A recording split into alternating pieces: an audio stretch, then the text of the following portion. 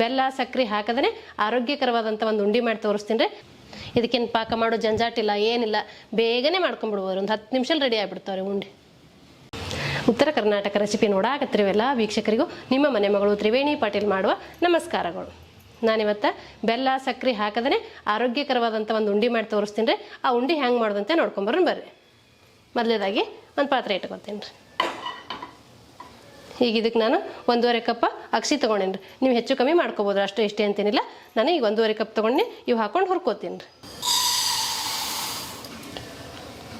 ಸ್ವಲ್ಪ ಹುರಿಬೇಕು ರೀ, ಏನು ಜಾಸ್ತಿ ಹುರಿಬೇಕತ್ತೀನಿ. ನಾವು ಚಟ್ನಿ ಮಾಡಕ್ಕೆ ತುಂಬ ಹುರಿತೀವಿ ಕೆಂಪಾಗಂಗೆ, ಹಂಗೆ ಚಟ್ನಿ ಮಾಡಂಗೇನು ಹುರಿದು ಬೇಡ್ರಿ. ಸ್ವಲ್ಪ ಚಟಪಟ ಅಂದ್ರೆ ಸಾಕು ರೀ. ನಾ ಹಾಕಿರುವಂಥ ಎಲ್ಲ ಪದಾರ್ಥಗಳು ನೀವು ಹಾಕಿ ಮಾಡಿದ್ರೆ ಇದು ಪ್ರೋಟೀನು ವಿಟಮಿನು ಎಲ್ಲ ಸಿಗ್ತೈತೆ ರೀ. ಇದು ಒಂದು ಉಂಡೆ ತಿಂದ್ರೆ ನೀವು ಬೆಳಗಿನ ನಾಷ್ಟ ತಿಂದಂಗೆ ರೀ. ಇವು ಅಕ್ಷಿ ಬ್ರೌನ್ ಕಲರ್ ಇರ್ತಾವಲ್ಲ ರೀ, ಹಿಂಗಾಗಿ ಹುರಿದಿದ್ದು ಗೊತ್ತಾಗಲ್ಲ. ಹಿಂಗೆ ಒಂದು ಸ್ವಲ್ಪ ಚಟಪಟ ಅಂದ್ರೆ ಸಾಕು ರೀ. ಈಗ ಹುರಿದಾವ್ರಿ, ತುಂಬ ಹುರಿದೇನು ಬೇಡ ಅಂತ ಹೇಳಿದ್ನಲ್ಲ ರೀ, ಸ್ವಲ್ಪ ಹುರಿದ್ರೆ ಸಾಕು ರೀ. ಈಗ ನಾ ಒಂದು ಪಾತ್ರೆಗೆ ಹಾಕೋತೀನಿ ನೋಡಿರಿ. ಅವಾಗ ನೀವು ತಕ್ಕೊಂಬಿಡ್ರಿ.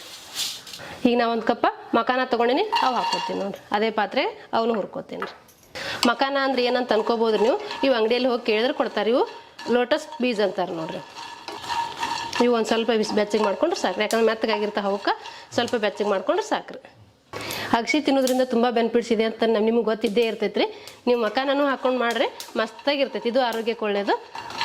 ಇವು ಒಂದೊಂದೇ ನಮಗೆ ತಿನ್ನಕ್ಕೆ ಕೊಟ್ರೆ ಮಕ್ಕಳು ಬೇಡ ಅಂತ ಹಠ ಮಾಡ್ತಿರ್ತಾರೆ. ಹಿಂಗೆಲ್ಲ ಸೇರಿಸಿ ಮಿಕ್ಸ್ ಮಾಡಿ ಉಂಡೆ ಮಾಡಿಕೊಟ್ರೆ ಇಷ್ಟಪಟ್ಟು ತಿಂತಾರೆ ರೀ. ಇವು ಸ್ವಲ್ಪ ಕ್ರಿಸ್ಪಿ ಆದ್ರೆ ಸಾಕು ರೀ, ಹುರಿದಂಗೆ ರೀ. ನೋಡಿರಿ, ನಿಮ್ಮ ಸೌಂಡ್ ಕೇಳಿದ್ರೆ ಗೊತ್ತಾಗ್ತದೆ.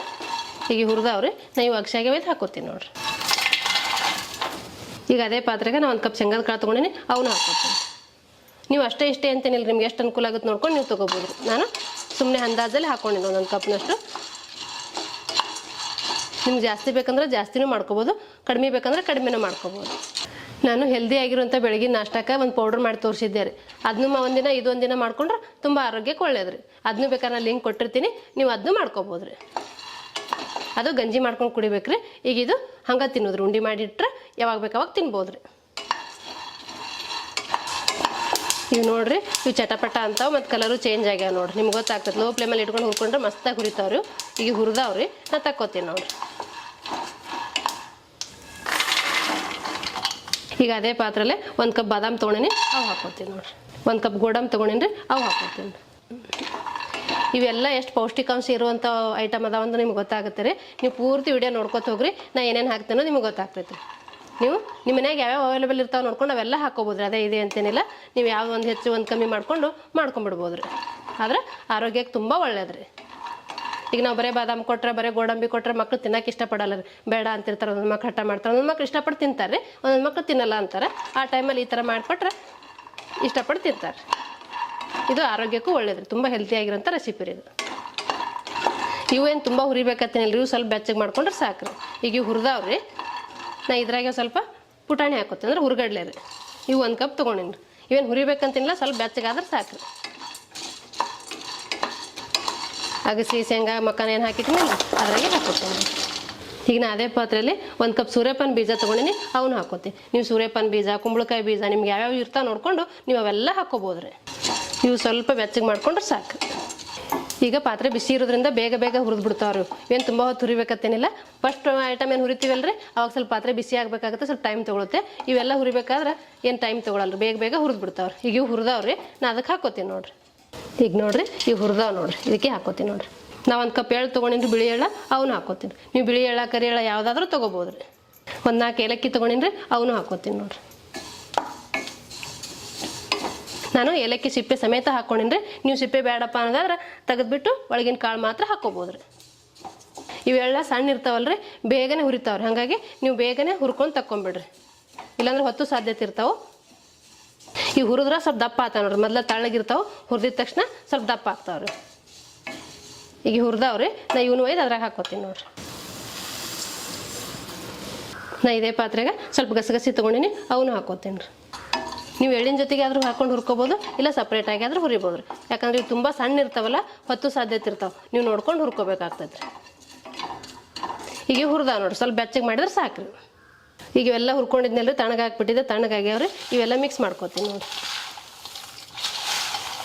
ಈ ರೀತಿ ಎಲ್ಲ ಚಲೋ ಹೊತ್ತಿನಾಗೆ ಮಿಕ್ಸ್ ಮಾಡ್ಕೋಬೇಕು.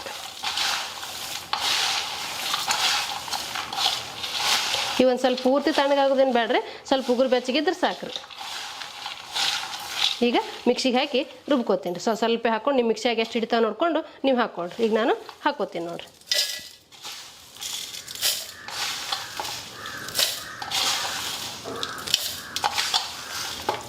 ಸ್ವಲ್ಪ ಹಾಕ್ಕೊಂಡು ರುಬ್ಕೊಂಬರ್ತೀನಿ ರೀ. ಈಗ ಮುಚ್ಚಳ ಮುಚ್ಚಿ ಇದು ನುಣ್ಣಗೆ ರುಬ್ಕೋತೀನಿ ರೀ.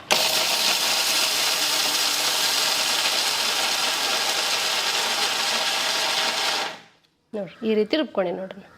ಈಗ ನಾನು ರುಬ್ಕೊಂಬಂದಿನಲ್ರಿ, ಈಗ ಇದು ಒಂದು ಪಾತ್ರೆಗೆ ಹಾಕ್ಕೋತೀನಿ ನೋಡಿರಿ. ಇದೇ ರೀತಿ ಮಿಕ್ಕಿದ್ದೆಲ್ಲ ರುಬ್ಕೊಂಬರ್ತೀನಿ. ಈ ತರಿಯಾಗಿ ರುಬ್ಕೊಂಡೇನ್ರಿ. ನೆಕ್ಸ್ಟ್ ಎಲ್ಲ ಸೇರಿಸಿ ಇನ್ನೊಂದ್ಸತಿ ರುಬ್ಕೋತೀನಿ ರೀ. ಈಗ ನಾ ಎಲ್ಲ ರುಬ್ಕೊಂಬಂದಿನಿ ರೀ. ಇದು ಹಾಕ್ಕೋತೀನಿ ನೋಡಿ, ಇದು ಲಾಸ್ಟ್ನೇದು ರೀ. ನಾನು ಸಕ್ಕರೆ ಬೆಲ್ಲ ಏನೂ ಹಾಕಲ್ಲ ಅಂತ ಹೇಳಿದ್ನಲ್ರಿ. ಸಕ್ಕರೆ ಬೆಲ್ಲದ ಬದಲು ಖರ್ಜೂರ ಹಾಕೊಂಡು, ಯಾಕಂದ್ರೆ ಇದು ಸ್ವೀಟ್ ಇರ್ತೈತೆ ರೀ. ಈಗ ಬೀಜ ಎಲ್ಲ ತೆಗೆದು ಕ್ಲೀನ್ ಮಾಡಿ ಇಟ್ಕೊಂಡೇನ್ರಿ. ಇದು ಸ್ವಲ್ಪ ಹಾಕೊಂಡು ಇನ್ನೊಂದ್ಸತಿ ಮಿಕ್ಸಿ ಮಾಡ್ಕೊಂಬರಮ್ರಿ.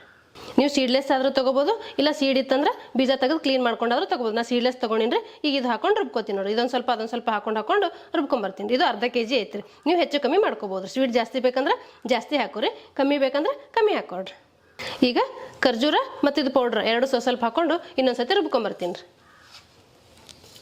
ಬರೀ ಖರ್ಜೂರ ಹಾಕಿದ್ರೆ ಬೇಗ ಸಣ್ಣ ಆಗಲ್ರಿ. ಹಾಗಾಗಿ ಅದೊಂದು ಸ್ವಲ್ಪ ಇದೊಂದು ಸ್ವಲ್ಪ ಹಾಕೊಂಡು ಮಾಡ್ಕೊಂಡ್ರೆ ಸಣ್ಣ ಆಗ್ತೈತ್ರಿ. ಈಗ ಇದು ರುಬ್ಕೊಂಬರ್ತೀನಿ ರೀ.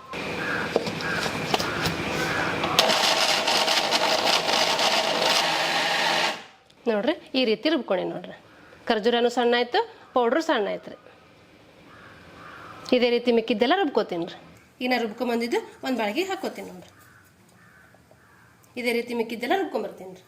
ಈಗ ನಾ ಎಲ್ಲ ರುಬ್ಕೊಂಬಂದಿನಿ ರೀ. ಇದು ಲಾಸ್ಟ್ನೇದು ನೋಡ್ರಿ. ಇಷ್ಟ ಆಗೈತೆ ನೋಡ್ರಿ. ನಾನು ಇದಕ್ಕೆ ಬೆಲ್ಲ ಸಕ್ಕರೆ ಏನೂ ಹಾಕಿಲ್ಲ ರೀ, ಬರೀ ಖರ್ಜೂರ ಹಾಕಿ ಮಾಡ್ಕೊಂಡಿನಿ. ನಿಮ್ಮ ಖರ್ಜೂರ ಬೇಡಪ್ಪ ಅಂದ್ರೆ ಬೆಲ್ಲ ಹಾಕೊಂಡು ಮಾಡ್ಕೋಬೋದು ರೀ. ಮತ್ತು ಇದಕ್ಕೆ ನಾ ತುಪ್ಪ ಹಾಕಿಲ್ಲ ರೀ, ಹಂಗೆ ಕಟ್ಟಾಕತ್ತೀನಿ. ಈಗ ಉಂಡಿ ಇದು ಉಂಡಿ ಹೆಂಗೆ ಬರ್ತೈತೆ ನೋಡಿರಿ, ಈ ಥರ ಮಾಡಿದ್ರೆ ಬರ್ತೈತಿ. ಯಾಕಂದ್ರೆ ಇದ್ರಾಗ ಎಲ್ಲ ಎಣ್ಣೆ ಪದಾರ್ಥ ಇರ್ತಾರೆ. ಬಾದಾಮಿ, ಗೋಡಂಬಿ, ಎಳ್ಳ ಎಲ್ಲ ಪದಾರ್ಥದಾಗೂ ಎಣ್ಣೆ ಅಂಶ ಇರೋದ್ರಿಂದ ಇದು ಉಂಡಿ ಕಟ್ಟಕ್ಕೆ ಈಸಿಯಾಗಿ ಬರ್ತೈತಿ ನೋಡ್ರಿ. ಈಗ ನಾನು ಬೆಲ್ಲ ಸಕ್ಕರೆ ಏನೋ ಹಾಕಿದ್ರೆ ಖರ್ಜೂರ ಹಾಕಿ ರುಬ್ಕೊಂಬಂದಿನಿ ರೀ. ಈಗ ಇದು ಉಂಡಿ ಕಟ್ಟಿ ತೋರಿಸ್ತೀನಿ ನೋಡ್ರಿ. ನಾನು ತುಪ್ಪನೂ ಹಾಕಿಲ್ಲ ರೀ. ನೀವು ಬೇಕಂದ್ರೆ ತುಪ್ಪನೂ ಹಾಕೋಬೋದು. ನೀವು ಖರ್ಜೂರ ಬದಲಿ ಬೆಲ್ಲ ಹಾಕೋಬೋದು ರೀ. ಈಗ ನಾರ್ಮಲಾಗಿ ನಾವು ಶೇಂಗಾದ ಉಂಡಿ ಮಾಡ್ತೀವಲ್ರಿ, ಅದೇ ರೀತಿ ಬರ್ತಾವೆ ನೋಡ್ರಿ. ಆದ್ರೆ ಶೇಂಗಾದ ಉಂಡಿಗೆ ಬೆಲ್ಲ ಹಾಕ್ತೀವಿ, ಇದಕ್ಕೆ ಬೆಲ್ಲ ಹಾಕಿಲ್ಲ ರೀ. ಇದು ಹಸಿ ಖರ್ಜೂರ ಹಾಕಿರ್ತೀವಲ್ರಿ ನಾವು, ಹಾಗಾಗಿ ಅದು ಮೆತ್ತಗಿರ್ತೈತಿ, ಉಂಡಿ ಕಟ್ಟಕ್ಕೆ ಈಜಿ ಆಗುತ್ತೆ ರೀ. ನೋಡ್ರಿ ಎಷ್ಟು ಮಸ್ತಾಗಿ ಬಂದ ಉಂಡಿ. ನೀವು ನಿಮ್ಮ ಮನೆ ಮಾಡ್ಕೊಂಡ್ರೆ ನಿಮಗೂ ಗೊತ್ತಾಗ್ತೈತಿ. ಇದೇ ರೀತಿ ಮಿಕ್ಕಿದ್ದೆಲ್ಲ ಕಟ್ಕೋತೀನಿ ರೀ. ಈಗ ನಾನು 2 ಕೈಲೇ ಕಟ್ಟಾಕತ್ತೀನಿ ನೋಡ್ರಿ. ಈ ಸೈಜಿನ ಕಟ್ಟೀನಿ. ನಿಮ್ಗೆ ಯಾವ ಸೈಜಿನ ಬೇಕು ನೋಡ್ಕೊಂಡು ನೀವು ಕಟ್ಕೋಬೋದು. ಈಗ ಒಂದಿಷ್ಟು ಕಟ್ಟೀನಿ ರೀ, ಇನ್ನೊಂದಿಷ್ಟು ಐತಿ, ಇದಿಷ್ಟು ಕಟ್ತೀನಿ ರೀ. ಇದಕ್ಕೇನು ಪಾಕ ಮಾಡೋ ಜಂಜಾಟಿಲ್ಲ, ಏನಿಲ್ಲ, ಬೇಗನೆ ಮಾಡ್ಕೊಂಡ್ಬಿಡ್ಬೋದು. ಒಂದು 10 ನಿಮಿಷಲ್ಲಿ ರೆಡಿ ಆಗಿಬಿಡ್ತಾವ್ರಿ ಉಂಡಿ. ಇದು ಹುರಿದು ಮಾತ್ರ ಕೆಲಸ ರೀ, ಅದನ್ನು ಬೇಗ ಹುರಿದು ಬಿಡ್ತೀವಿ. ಯಾಕಂದ್ರೆ ನಾವು ಸ್ವಲ್ಪ ಹುರ್ಕೋತೀವಲ್ಲ, ಹಾಗಾಗಿ ಬೇಗ ಹುರಿದು ಬಿಡ್ತಾವೆ. 10 ರಿಂದ 15 ನಿಮಿಷ ಟೈಮ್ ಇತ್ತಂದ್ರೆ ಮಾಡ್ಕೊಂಡ್ಬಿಡ್ಬೋದು ರೀ. ಇದೇ ರೀತಿ ಇಷ್ಟು ಉಂಡಿ ಕಟ್ಟಿಡ್ತೀನಿ ರೀ. ನೀವು ದಿನ ಒಂದೊಂದು ಟಿಫಿನ್ ಜೊತೆಗೆ ತಿಂದ್ರೂ ಆರೋಗ್ಯಕ್ಕೆ ಒಳ್ಳೇದ್ರಿ. ಈಗ ನಾನು ಎಲ್ಲ ಉಂಡಿ ಕಟ್ಟೀನಿ. ಇದು ಲಾಸ್ಟ್ನೇದ್ರಿ. ಇಷ್ಟು ಉಂಡೆ ಆಗ್ಯಾವ ನೋಡ್ರಿ. ನೀವು ನಿಮ್ಮ ಮನೆ ಮಾಡಿಕೊಂಡು ನಿಮ್ಮ ಅಭಿಪ್ರಾಯ ತಿಳಿಸ್ಬೋದು ರೀ. ನೋಡಿದ್ರಲ್ರಿ ವೀಕ್ಷಕರೇ, ಬೆಲ್ಲ ಸಕ್ಕರೆ ಹಾಕದೇ ಆರೋಗ್ಯಕರವಾದಂಥ ಉಂಡೆ ಮಾಡಿ ತೋರಿಸಿದ್ದೀನಿ. ಈ ಉಂಡೆ ಮಾಡೋ ಪದ್ಧತಿ ನಿಮ್ಗೆ ಇಷ್ಟ ಆಗಿತ್ತಂದ್ರೆ ಒಂದು ಲೈಕ್ ಮಾಡಿರಿ, ಶೇರ್ ಮಾಡಿರಿ, ಕಮೆಂಟ್ ಮಾಡಿರಿ, ಸಬ್ಸ್ಕ್ರೈಬ್ ಆಗಿರಿ. ಧನ್ಯವಾದಗಳು.